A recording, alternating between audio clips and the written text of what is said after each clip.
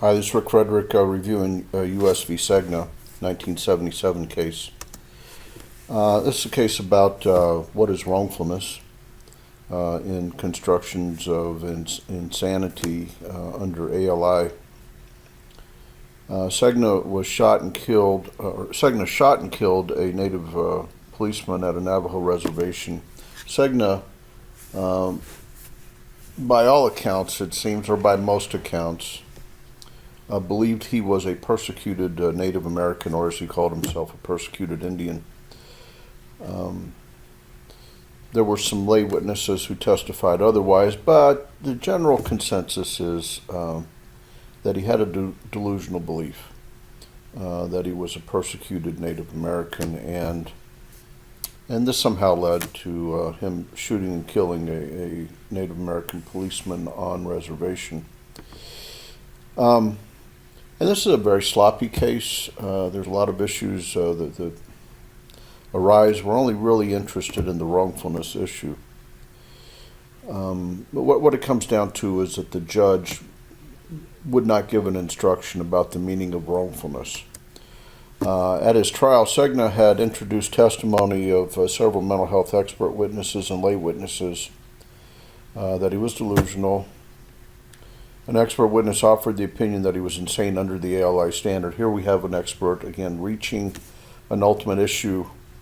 If we go back to the DC experiment, we see this is the problem with the Durham test, is that experts seem to see themselves as invited to give opinions about ultimate issues, when it would be better, it seems, if they restricted their testimony to what the statutes ask of them.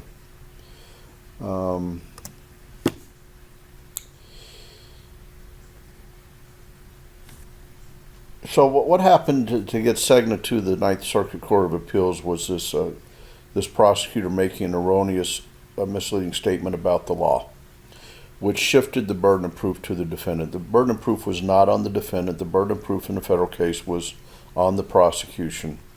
And the judge also refused to give the jury an instruction explaining the meaning of wrongfulness. Segna was convicted. He argued that he had a couple arguments, but the Ninth Circuit did take up these two arguments about the prosecutor's statement, and then they addressed the issue of what the court should have said to the jury. The prosecutor's statement to the jury that it was upon the defendant to prove that he was insane was plain error. Should not have been allowed, even if it wasn't objected to, which was the issue here. Now, the real issue for Segna, for our purposes, is when should a jury be given an instruction concerning the meaning of wrongfulness in a test of criminal responsibility. Again, there's a Ninth Circuit case under the ALI rule. Whether it has any application in your jurisdiction is a different issue. But the Ninth Circuit Court of Appeals concluded that when properly requested, the trial court must instruct the jury on the meaning of wrongfulness when the issue is relevant. Now, what's going to make it relevant is whether testimony in the case indicates that there was an issue with respect to wrongfulness. In this case, Segna thought he was morally justified in shooting the reservation police officer, even though he knew it was illegal. The Court of Appeals said, look, when we look at wrongfulness in the ALI, and they went back and showed that the ALI actually anticipated these distinctions in wrongfulness. There's three ways you could look at it. Is you know that it's illegal, you know that most people would disapprove, or you know it's against your own conscience, and they're really interested in the third definition for the problem. And they said that, look, when there's evidence that this is the issue, that's when the clarifying instruction should be given. The defense argued it should always be given, and the Ninth Circuit said, look, that's just confusing.